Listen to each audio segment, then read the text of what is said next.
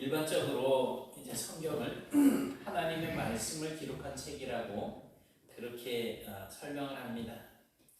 그리고 또 구원에 이르게 하는 그런 책이라고 부르기도 합니다. 근데 또 어떤 목사님은 이 성경책을 기도의 책이라고 했습니다. 성경은 창세기에서 이제 말라기까지 그리고 마태복음에서 요한계시록까지 기도에 관한 이야기들과 기도하는 사람들에 관한 이야기들로 채워져 있기 때문이라는 것입니다. 이렇게 말씀하고 있는 것은 한마디로 기도가 얼마나 중요하고 또 얼마나 필요한 것인지를 설명해 주는 그런 증거라고 할 수 있습니다. 오늘 우리가 읽고 있는 이 시편은 특히 거의가 다 기도로 이렇게 엮여져 있습니다. 오늘 읽은 시편 145편의 경우에도 다윗이 읊었던 찬송시로 이렇게 분류되어 있지만 그 내용을 가만히 면밀히 살펴보면 다윗에 관한 간절한 고백과 간구가 전체에 이렇게 흐르고 있는 것을 볼 수가 있습니다. 그 가운데 오늘 본문은 이제 어떻게 기도해야지 되고 또 어떤 사람의 기도를 하나님이 들으시는가에 대한 그러한 설명을 우리가 볼 수가 있습니다. 예전에 70년대에 우리나라 와서 막 집회하고 그랬던 빌리그램 목사님이 내가 날마다 하나님이 살아계심을 자신 있게 말할 수 있는 이유는 내가 매일 아침마다 하나님과 이야기하기 때문이라고 하는 그런 말을 했습니다. 그러니까 하나님과 매일 아침 대화를 하고 또 이렇게 말씀도 드리고 듣기도 하고 하는 이러한 인격적인 관계를 맺고 있는 사람이라면 반드시 하나님은 살아계시다라고 하는 사실을 자신 있게 말할 수가 있다는 것입니다. 그리고 또 D.L. 무디라고 하는 분은 이제 기도란 내 사고와 목적으로 하나님을 끌어당기는 것이 아니요 나의 사고와 배려와 갈망을 하나님 편으로 끌어주며 그의 밑그림과 예정에 맞추어서 조화를 이루게 하는 것이라고 그렇게 말씀을 했습니다. 그러니까 기도라고 하는 것은 하나님한테 나의 요구를 일방적으로 이야기해서 내 목적, 나의 욕심을 채우는 것이 아니고 내가 가지고 있는 생각이나 내가 가지고 있는 삶의 모든 방식들을 하나님의 계획하신 그 뜻에 맞춰나가는 작업이라는 거예요. 오늘 우리는 이 본문을 통해서 기도의 자세와 또 응답받는 비결을 찾을 수가 있습니다. 18절에 보니까 여호와께서는 자기에게 간구하는 모든 자, 곧 진실하게 간구하는 모든 자에게 가까이 하시는도다 라고 말씀을 하고 있습니다. 이 18절에서는 우리가 또 몇 가지 교훈을 볼 수가 있습니다. 첫째는 하나님께 간구해야지 된다는 것입니다. 자기에게 간구하는 모든 자라고 하는 이 말은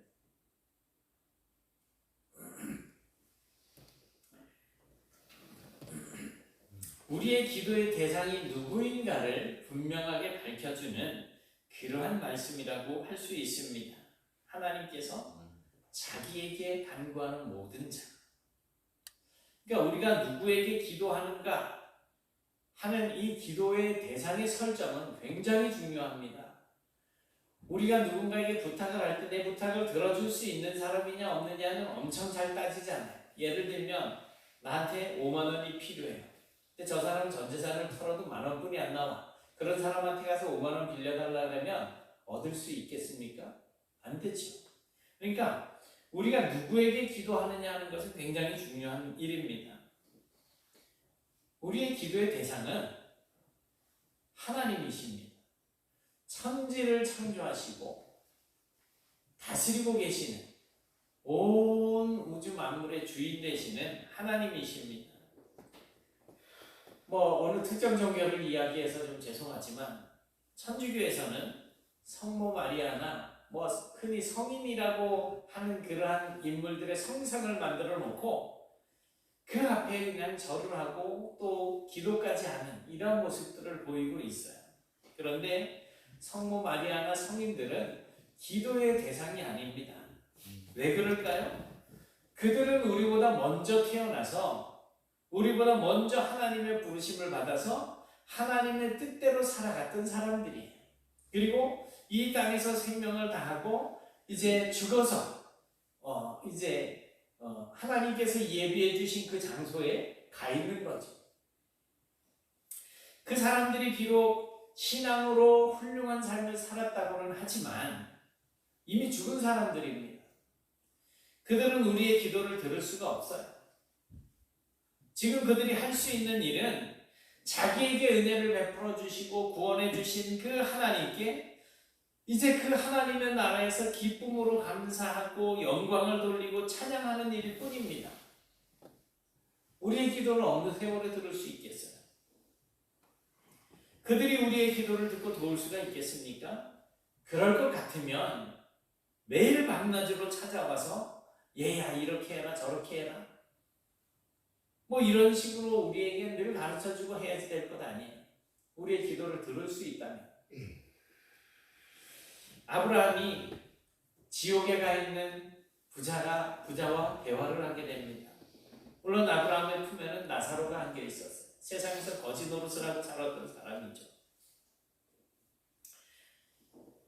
이 부자가 이제 지옥에 와보니까 너무 고통스러워서 이제 아브라함을 쳐다보면서 저 나사로를 우리 집에 좀 보내서 나의 다른 형제들은 이곳에 오지 않게 좀 해주십시오.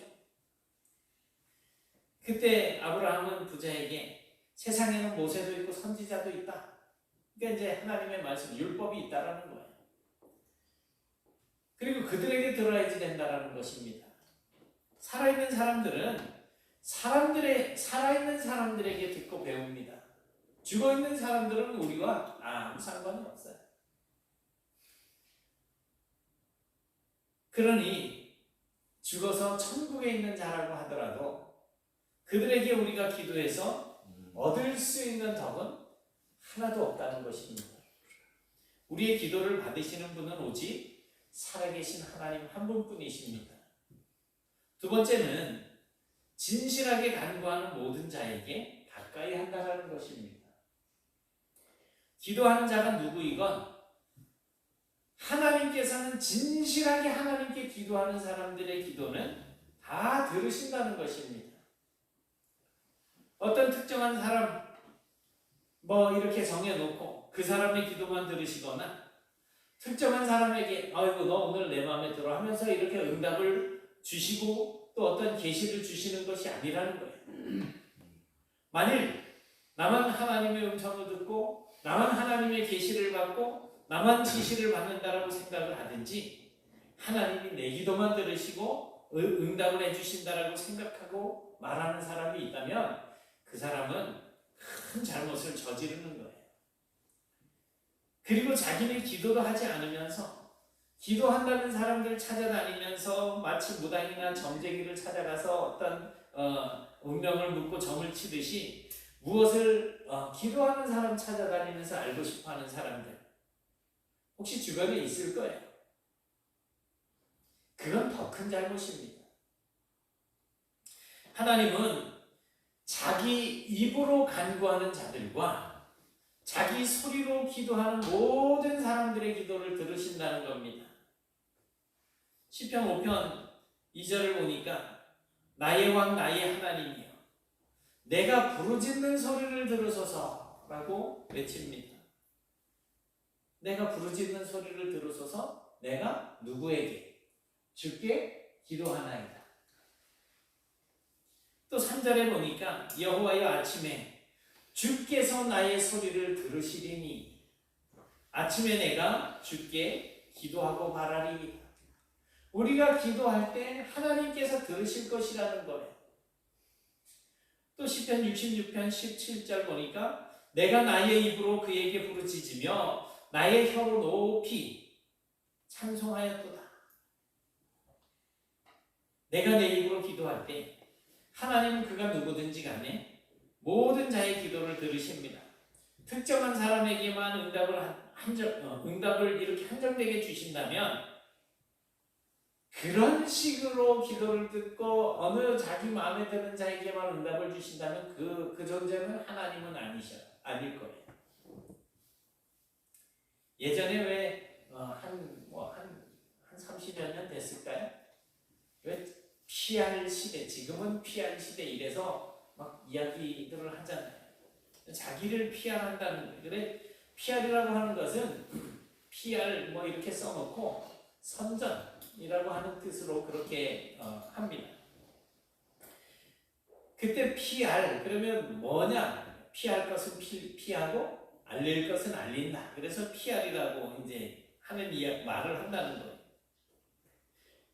그래서 아무리 시원치 않은 상품이라고 하더라도 뭐 이거 진짜 배터리 요만한 거 9V짜리 아무것도 아닌 것 같이 싸구리로 이래 보인다고 하더라도 그냥 금빛 찬란한 그런 걸로 포장을 딱 해가지고 어디 이렇게 그냥 예쁜 케이스에 이래 넣어놓으면 이게 하나에 1억짜리입니다. 그래 우와 이럴 거예요. 근데 이거 가지고 1억 주고 살아가는 사람이 없죠. 제가 지난번에 쓰던 핸드폰을 이제 바꿨어요. 그리고 싹 그거를 이제 깨끗하게 정리를 싹 하고 핸드폰은 정말 껍데기는 엄청 깨끗하게 잘 썼거든요. 좀 아까 엊그저께 제가 당근에다 올려놨어요. 10만 원 이랬더니 8만 원에 달라고 반말을 하는 사람이 나타났어요. 이게 나한테 언제 왔다고 반말인가 했더니 아까 왔는데 보니까 외국 사람이었었어요. 줬어요. 근데 제가 그걸 그냥 줬느냐? 아니에요. 다 꺼내가지고 이게 이렇게 깨끗하고 이거 필름 딱 벗기면 디스도 하나 없는 거다. 막 알아듣는지 못 알아듣는지 몰라도 그러냐 이러고서 받아가지고 갔어요. 그런데 처음 살 때 그 포장지 있잖아요. 까만 박스 이래 해가지고선 그 안에 있고 뭐 부속품도 그 안에 솔직히 아무것도 없고 그냥 잔챙이 같은 거 뭐 이래 한 독에 이어폰 끝에 집어넣은 거 이렇게 끼우는 뭐 그런 거 고무 같은 거 그런 거 몇 개 들었는데 그 박스까지 딱 주니까 더 그냥 뭐 감동을 하는 거예요. 사람도 아무리 찌질해 보이던 사람이라도 정말 명품으로 온몸을 휘감아 놓고 그렇게 거치장 화려하게 이렇게 그냥 막 꾸미고 다니면 진면목은 어떻든지 간에 사람들이 그런 사람을 딱 보고 우와 하면서 높이 평가하는 그런 시대가 되어버렸잖아요. 그러나 우리가 하나님 앞에 설 때는 그런 따위의 포장은 아무 소용이 없습니다. 예를 들면 고등학교 나온 사람의 기도나 대학교 나온 사람의 기도를 더 잘 들으신다든지 월 수입 100만 원짜리 사람보다 월 수입 1000만 원짜리 사람의 기도를 더 잘 들으신다든지 하는 그런 어떤 인간적인 논리가 하나님 앞에서는 전혀 통하지 않는다는 거예요. 이 세상 살면서 어떤 사람들은 돈 많은 사람들을 부러워하고 그 사람들을 동경하고 그 사람이 하는 말이라는 다 그냥 수긍을 해주고 하는 이런 이상한 모습들이 나타나기는 하지만 하나님 앞에서는 그렇지가 않아요. 그럼 하나님께서 우리를 보실 때, 우리의 마음을 보실 때 어떤 마음으로 하나님 앞에 드리는 기도를 원하시는가? 바로 진실하게 간구하는 기도라는 것입니다. 진실하게. 그러기 위해서 우리는 하나님 앞에 정직과 진실과 솔직한 모습과 마음으로 살아야지 되는 거예요. 아담과 하와가 에덴 동산에서 하나님과 거닐 때 그들은 어떤 모습을 하고 있었습니까? 온몸에 실오라기 하나도 안 걸치고 적나라한 알몸으로 하나님을 만나서 그들이 하나님 앞에서 부끄러운 것도 없고 자기들 서로 봐도 부끄러운 것도 없고 정말 진실한 삶을 살았던 거예요. 하나님 앞에서. 그랬던 그들이 선악과의 열매를 따먹고 난 다음에 눈이 맑아졌잖아요.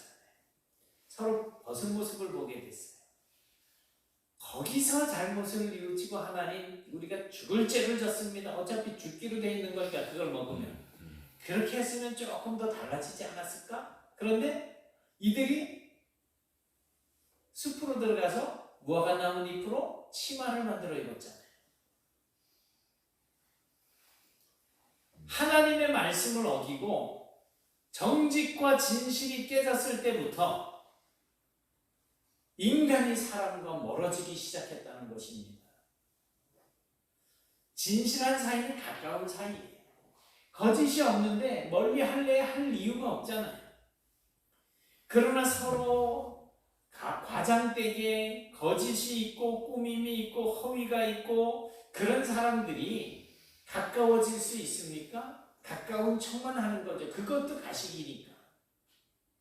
내가 하나님을 가까이에서 부르지 못하는 것은 내가 하나님 앞에 감추고 싶은 것이 있기 때문에, 나에게 허위가 있기 때문입니다. 하나님은 우리가 가까이에서 부르는 것을 원하고 계십니다. 하늘에서 우리를 부르실 수 있었습니다. 하지만 가까이에서 부르시기 위해서 친히 이 땅에 사람으로 오셔서 우리 곁에 머물고 계시잖아요. 그리고 우리에게도 가까이 나와서 부르라고 말씀하고 있습니다. 구약 성경의 사상에 의하면 하나님은 어디 계셔요? 성전에 계시잖아요. 그럼 우리가 그 구약의 이스라엘 백성, 지금도 마찬가지예요. 이스라엘 백성들은 하나님을 만나기 위해서 성전으로 간단 말이에요.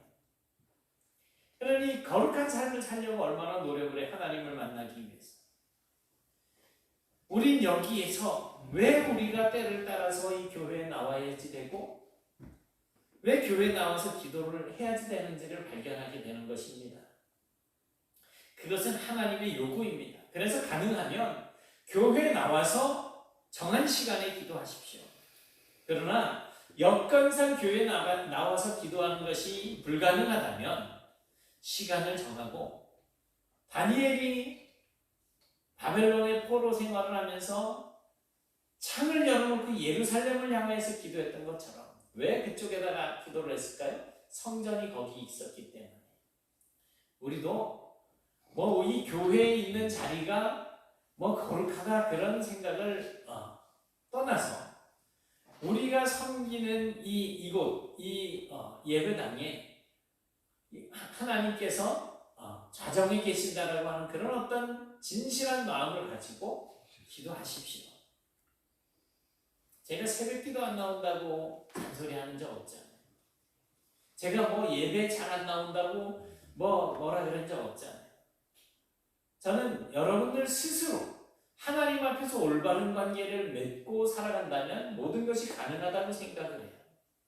그런데 그렇게 하지 못할 경우에 정말 진실하게 하나님 앞에 기도하는 생활을 집이든 직장이든 어디서든 하시라는 거예요.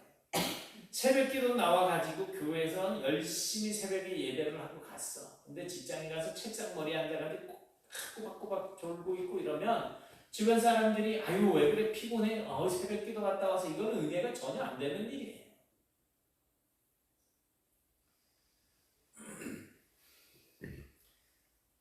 그리고 기도하실 때 하나님은 진실하게 간구하는 모든 자의 기도를 들어주신다라고 하는 이 사실을 확실하게 믿고 기도하시기 바랍니다. 19절에 보니까 그는 자기를 경외하는 자와 자의 소원을 이루시며 또 그들의 부르짖음을 들으사 구원하시리로다 라고 말씀하고 있습니다. 여기서도 두 가지를 발견할 수 있어요. 하나님께서는 하나님을 경외하는 자의 소원을 이루신다는 거예요. 여기서 경외라고 하는 말은 이미 잘 알고 계시지만 두려움으로 섬기는 것, 하나님을 두려워하고 그런 하나님을 높이 받드는 그런 태도를 경외한다라고 이야기하는 겁니다. 하나님은 아버지이시면서 동시에 창조주이십니다.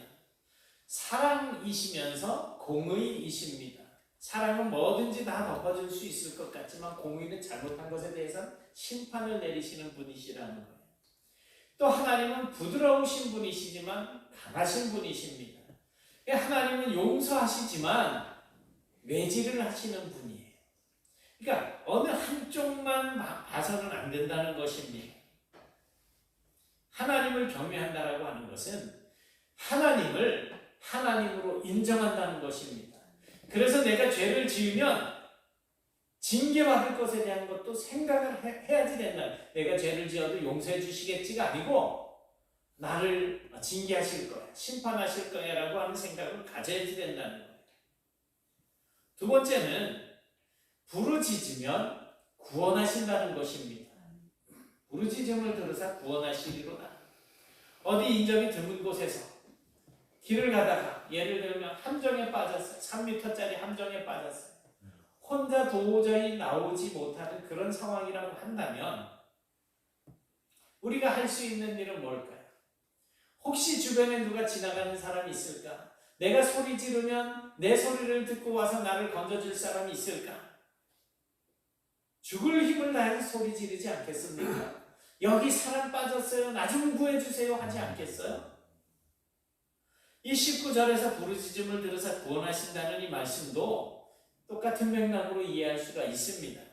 부르짖는다는 것은 하나님의 구원을 기다리는 사람들이 취할 수 있는 최대한의 특권입니다. 믿음을 가진 사람들의 특권.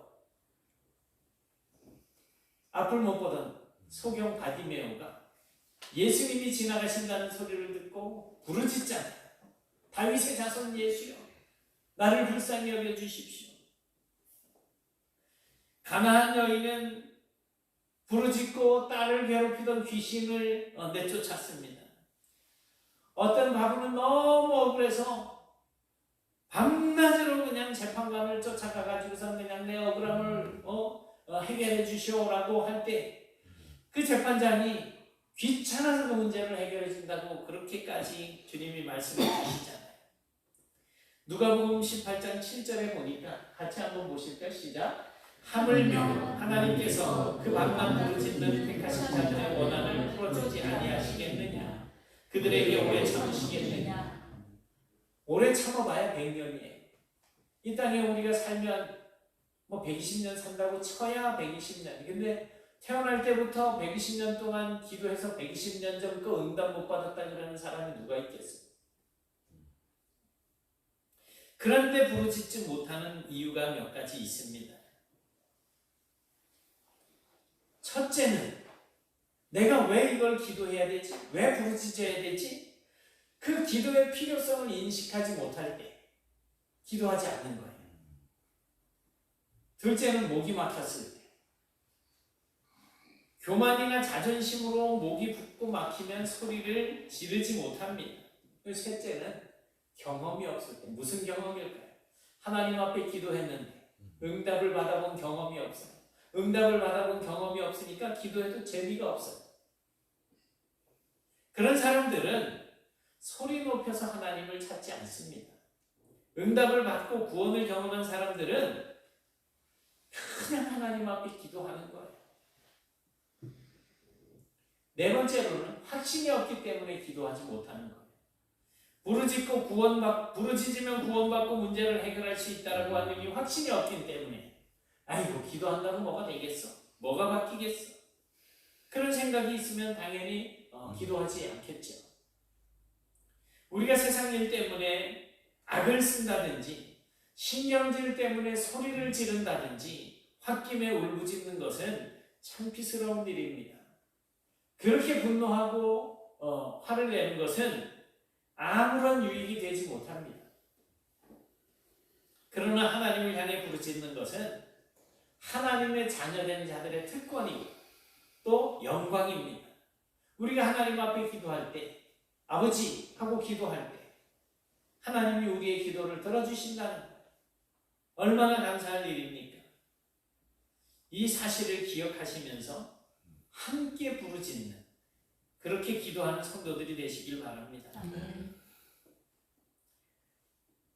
또 이제 말씀을 보니까 20절에 보니까 자기들을 사랑하는 자들은 다 보호하신다 이렇게 말씀하고 있어요. 하나님을 사랑하는 자들을 하나님께서는 보호해 주신다는 것입니다.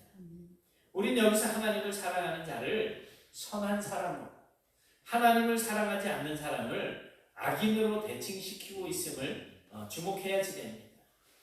여호와께서 자기를 사랑하는 자들은 다 보호하시고 그렇지 않은 자들, 악인들은 다 멸하신다는 것입니다.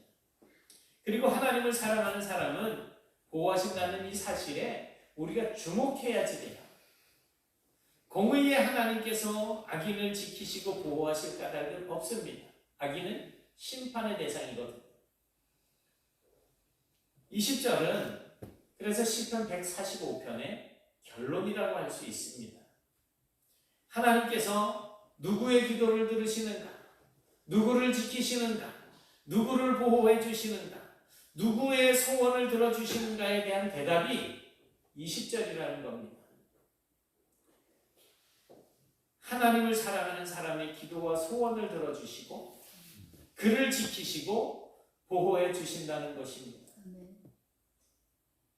사랑은 물그릇과 같습니다. 그릇이 크면 물은 많이 담을 수 있습니다. 하지만 그릇이 작으면 물을 조금밖에 못 담습니다. 사랑은 많이 크게 하는 사람이 더 많은 사랑을 받게 돼 있어요. 사랑이 요만큼 뿐이 없어. 요만한 사랑을 주고 다른 사람의 사랑을 받아봐야 요만큼 뿐이 안 되는 거예요. 그러니까 그냥 큰 사랑을 나누시기 바랍니다. 그래야 더 큰 사랑을 누릴 수가 있게 되는 거예요. 그래서 사도 바울은 우리 주 예수 그리스도를 변함없이 사랑하는 모든 자에게 은혜가 있을지어다 라고 말씀을 하고 있습니다. 하나님을 사랑하는 자, 그에게 은혜가 있기를 축복하고 있는 겁니다. 의도적으로 하나님을 거역하고 증오하고 반역하면서 사랑을 기대하는 것은 오산입니다. 그런데 문제는 내가 언제 어떻게 하나님을 거역했는지를 모른다는 거예요. 언제 거역을 하고 계십니까? 자, 옆에 이제 하나님께서 내 이웃을 내 몸과 같이 사랑하라고 주님께서 세 계명을 주셨잖아요. 그러면 옆에 있는 사람을 무시한다. 이거는 하나님을 거역하는 거 맞죠? 옆에 있는 사람을 사랑해 주지 못하는 거. 그냥 무시하는 정도가 아니고 방치해두는 거, 그냥 모르는 척만 하는 거. 이것도 사실은 하나님을 거역하는 거죠. 그렇다면 우리가 그런 의미로 계속 생각을 해보면 정말 내가 얼마나 하나님을 거역하는 삶을 살고 있는지를 알 수가 있을 겁니다. 우리는 시편 145편 20절 이 말씀에 귀를 기울이셔야지 됩니다. 사랑하면 보호해 주시고 악인은 멸하신다. 이 말씀을 깊이 새기십시오. 우리는 나를 사랑하시고 내가 사랑하는 주님을 향해서 기도해야지 됩니다. 기도 안 해도 된다는 교만이나 착각은 버리십시오. 기도 안 해도 여태까지 잘 살아왔는데요. 천만의 말씀입니다. 행복한 사람은 행복의 지속을 위해서, 외로운 사람은 그 외로움을 극복하기 위해서, 병든 사람은 건강을 얻기 위해서, 잠을 못 이루는 사람은 잠을 잘 자게 되기를 위해서 하나님은 사랑하는 자에게 잠을 주신다 그랬잖아요. 내 요새 수면제 안 먹으면 잠을 못 자는데 하나님이 나를 사랑 안 하시는가 보네. 그런 환경에 놓여지는 것이 왜 그럴까를 생각을 해보셔야지. 내가 하나님을 거역하고 있지는 않은지. 그리고 은혜 받은 사람들은 감사를 위해서, 주님을 사랑하는 사람은 뜨거운 사랑의 고백을 위해서 이 기도의 손을 높이 들어야지 됩니다. 하나님 감사합니다. 하나님 건강 주십시오. 하나님 잠을 주십시오. 하나님 내가 저 사람을 사랑하게 해주십시오.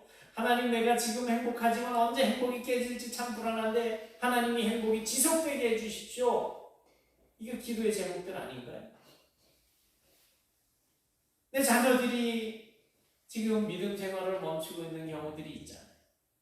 내 남편, 내 아내, 내 가족들, 나의 이웃들, 친구들, 친척들 다 우리 기도의 제목에 포함되어 있지 않습니까?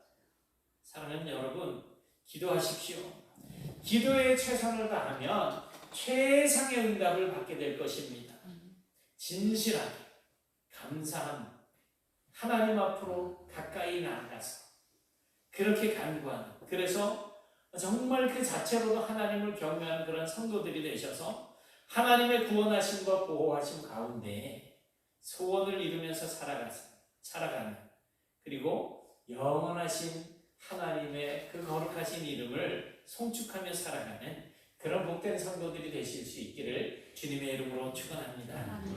사랑의 하나님, 고맙습니다. 저희들이 이 땅 살면서 참 많이 필요한 것이 있어서 하나님 앞에 기도한다고 하지만 정말 응답받지 못하고 답답하고 괴로워할 때가 많이 있음을 고백합니다. 그러나 하나님, 정말 저희들이 어떤 문제를 놓고 주님 앞에 진실되이 기도했는지 우리 자신을 돌아보게 하시고, 또 어떤 응답을 받았든지 하나님께서 주시는 응답을 우리가 분명하게 깨닫고 오히려 하나님 앞에 더 정직하게 서는 그런 삶을 살아갈 수 있도록 도와주옵시며, 하나님 은혜 가운데 이제 저희들이 주님 앞에 어떤 문제를 놓고서도 기도할 때마다 하나님을 가까이 하고 하나님을 더욱 사랑하고 하나님 앞에 부르짖는 기도에 귀를 기울여 주시고 응답하여 주시는 하나님을 확신하며 간구하는 저희들이 될 수 있도록 도와주옵소서. 작은 일에도 기뻐하고 작은 일에도 감사하고 작은 일에도 기도하는 저희들이 되어서 이 땅 사는 동안 하나님의 뜻을 이루며 살아가는 저희들 되게 하여 주옵소서. 예수님 이름으로 기도드리옵나이다.